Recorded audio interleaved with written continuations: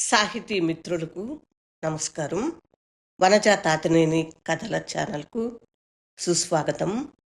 విభిన్న కథల సమాహారం వనజ తాతినేని. ఈరోజు నేను వినిపించబోతున్న కథ నీడ.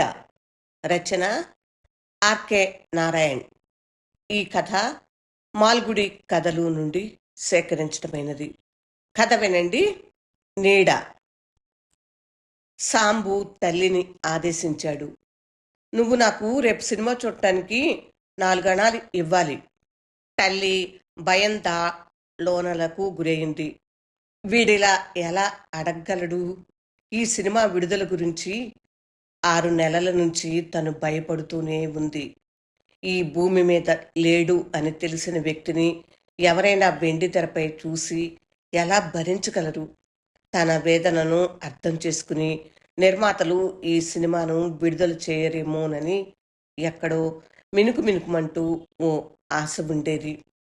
కానీ ఎప్పుడైతే వీధుల్లో బళ్ళ మీద ప్రకటనలు చేస్తూ చేతుల్లో తన భర్త బొమ్మతో కుర్రాళ్ళు నడుస్తూ వచ్చారో అప్పుడే ఈ ఊరి నుండి కొంతకాలం బయటకు వెళ్ళిపోవాలని అనుకుంది.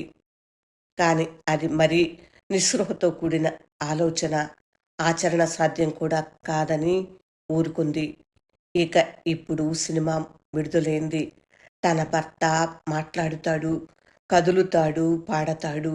రోజుకు 6 గంటల సేపు 3 వీధుల అవతల ఉన్న సినిమా హాల్లో. సాంబుకు మాత్రం తన తండ్రి మళ్ళీ సజీవుడైనంత ఆనందంగా ఉంది. అమ్మా, నువ్వు కూడా సినిమాకి రావు అని అడిగాడు. ప్లీజ్ అమ్మా, నువ్వు రావాల్సిందే. ఈ సినిమా చూడటం తనకు ఎందుకు అసాధ్యమో ఆమె కొడుకు వివరించాల్సి వచ్చింది. కానీ కొడుకు తిరుగులేని తర్కంతో అన్నాడు. ఎందుకు అసాధ్యం?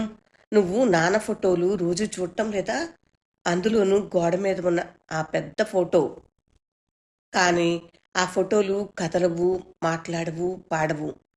అంటే నాన్నలో జీవం చూపించే సినిమా కంటే ఈ ఫోటోలు నీకు బాగుంటాయన్నమాట.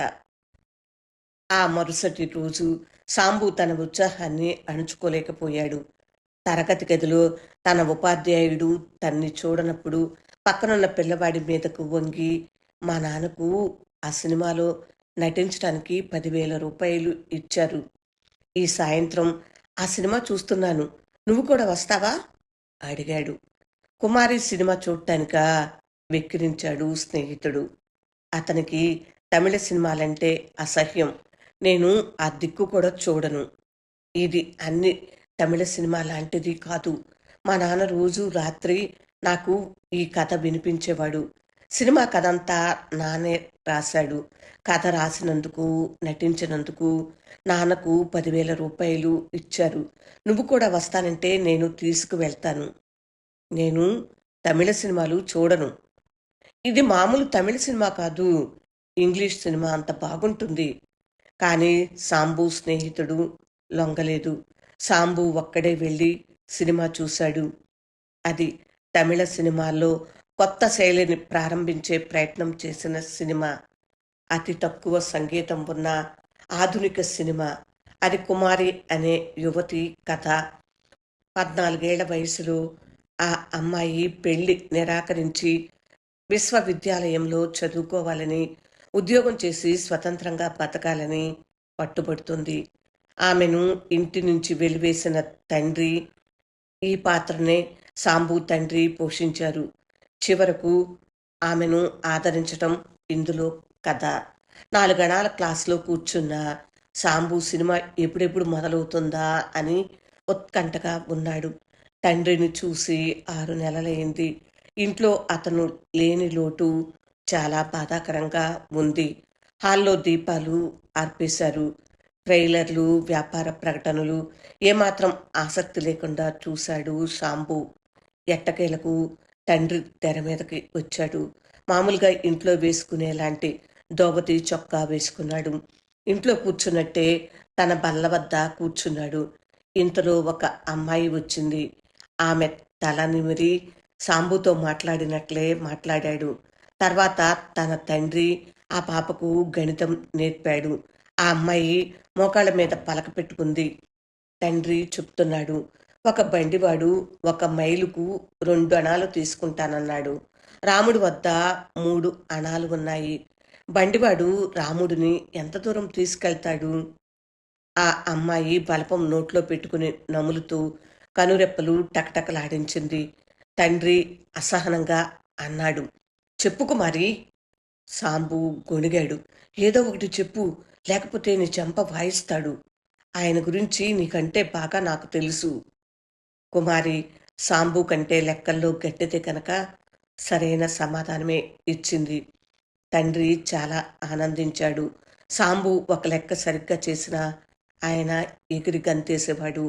ఒకసారి ఎప్పుడో ఒక ఫజిల్ చేస్తూ కుళాయిలో నీళ్లు లీకై కారుతుంటే మళ్ళీ ఆ తొట్టి నిండటానికి ఎంతసేపు పడుతుందన్న ప్రశ్నకు అనుకోకుండా 3 గంటలు అని సమాధానం చెప్పాడు తను. వెంటనే తండ్రి ఆనందంతో గంతులు వేశాడు. సినిమా పూర్తయి దీపాలు వెలిగాక సాంబు వెనక్కి తిరిగి ప్రొజెక్షన్ గదిలోకి తండ్రి ఎలా మాయమయ్యాడో అనుకుంటూ చూశాడు. తండ్రి లేని ఈ ప్రపంచం నిస్సారంగా అనిపించింది. ఇంటికి పరిగెత్తాడు. తల్లి తలుపు దగ్గరే తన కోసం వేచి చూస్తుంది. 9 అయిపోయింది. ఎంత ఆలస్యమైందేం? అడిగింది. సినిమా ఇంకా కాసేపుంటే ఇంకా బాగుండేది. నువ్వు తిక్క మనిషివమ్మా. ఎందుకు రావు సినిమాకి? భోజనం చేస్తున్నంతసేపు సినిమా గురించే మాట్లాడుతున్నాడు సాంబ. అచ్చం నానపాడినట్టే, అచ్చం తను నడిచినట్టే, అచ్చం. తల్లి గంభీరంగా నిశ్శబ్దంగా వింటుంది. నువ్వేమీ మాట్లాడవేమమ్మా అన్నాడు. ఏముంది మాట్లాడటానికి? నీకు సినిమాలంటే ఇష్టం లేదా? ఆమె ఈ ప్రశ్నకు సమాధానం చెప్పలేదు. కానీ కొడుకును అడిగింది. నీకు రేపు కూడా ఈ సినిమా చూడాలని ఉందా? అవునమ్మా. వీలైతే అది ఊళ్ళో నడిచినన్నాళ్ళు రోజూ చూడాలని ఉంది. నాకు రోజు 4 అణాలు ఇస్తావా? ఇస్తాను. రోజు 2 షోలు చూడటానికి ఒప్పుకుంటావా? ఉహుం, లేదు. అలాగైతే నీ చదువు ఏమైపోతుంది? నువ్వు రావమ్మా సినిమాకి. లేదు, అసంభవం. మరో వారం రోజుల పాటు రోజుకు 3 గంటలు సాంబు తండ్రి సమక్షంలో గడిపాడు. ప్రతిరోజు సినిమా పూర్తవగానే బాధపడేవాడు. ప్రతిరోజు వియోగంలాగే ఉండేది. రాత్రి 2వ ఆట చూడాలని అతనికి ఉండేది. కానీ తల్లి చదువు గురించి ఆందోళన పడేది. కాలం చాలా విలువైంది. కానీ అమ్మకు అది అర్థం కావటం లేదు. పాఠాలకేముంది, తర్వాతైనా చదువుకోవచ్చు. కానీ నాన్న మళ్ళీ దొరకడు. రాత్రి 2వ షోలో కూర్చున్న వాళ్ళను చూస్తే అతనికి ఈర్ష్యగా ఉండేది. కొడుకు బాధపడలేక తల్లి చివరి రోజున సినిమా చూడటానికి అంగీకరించింది. రాత్రి 2వ ఆటకు వెళ్ళారు. ఆమె స్త్రీల తరగతిలో కూర్చుంది. సినిమా హాల్లో కూర్చోటానికి ఆమె తన శక్తినంతా కూడదీసుకోవాల్సి వచ్చింది. వ్యాపార ప్రకటనలు, ఇతర చిత్రాల ట్రైలర్లు వచ్చినంతసేపు నిశ్చింతగా ఉంది. కానీ సినిమా మొదలు కాగానే ఆమె గుండెలు వేగంగా కొట్టుకున్నాయి. తన భర్త వెండితెర భార్యతో మాట్లాడటం, కూతురితో ఆడుకోవటం, పడ్డం, నడవటం, దుస్తులు మార్చుకోవటం, అవే దుస్తులు, అదే గొంతు, అదే కోపం, అదే ఆనందం. అంతా కలిపి మొత్తంగా ఇది తన మీద రుద్దిన క్రూర చర్యలా ఆమెకు అనిపించింది.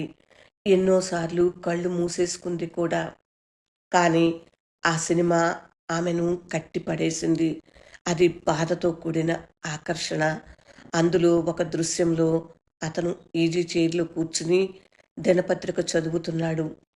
అతను దినపత్రికలో ఎంతగా నిమగ్నమైపోతాడో ఆమెకు తెలుసు. దీని గురించి తమ పెళ్ళైన ఇన్నేళ్లలో తను ఎన్నిసార్లు పోట్లాడిందో. చివరికి అతని జీవితంలో ఆఖరి రోజును కూడా అతను రాత్రి భోజనం తర్వాత తన క్యాన్వాస్ కుర్చీలో కూర్చుని దినపత్రికను ఎదురుగా పెట్టుకున్నాడు. అది చూడగానే తనకు కోపం ముంచుకు వచ్చి, మీరు మీ పత్రికలు ఇంక నేను వెళ్ళి ఎంతసేపు నిద్రపోయినా మీకు అవసరం లేదు అనేసి వెళ్ళిపోయింది. మళ్ళీ ఆమె అతన్ని చూసినప్పుడు అతను అదే కుర్చీలో పేపర్ ముఖం మీద పడేసుకుని వెనక్కి వాలిపోయి ఉన్నాడు. ఈ దృశ్యం దుర్భరంగా ఉంది. ఆమె వెక్కి వెక్కి ఏడ్చింది. మరోవైపు కూర్చొని ఉన్న సాంబుకు ఈ దృశ్యం ఇష్టం. ఎందుకంటే ఇప్పుడే కూతురు అక్కడికి వచ్చి ఏం చదువుతున్నావని పదే పదే ప్రశ్నలతో వేధిస్తుంది. అతనితో చచ్చేలా తిట్లు తింటుంది. కుమారి, నువ్వు బయటకు పోతావా, నేను వెళ్ళగొట్టనా అంటాడు. ఆ పిల్లకు తండ్రితో ఎలా ప్రవర్తించాలో తెలీదు. సాంబుకి ఆ అమ్మాయి అంటే అస్సలు ఇష్టం లేదు.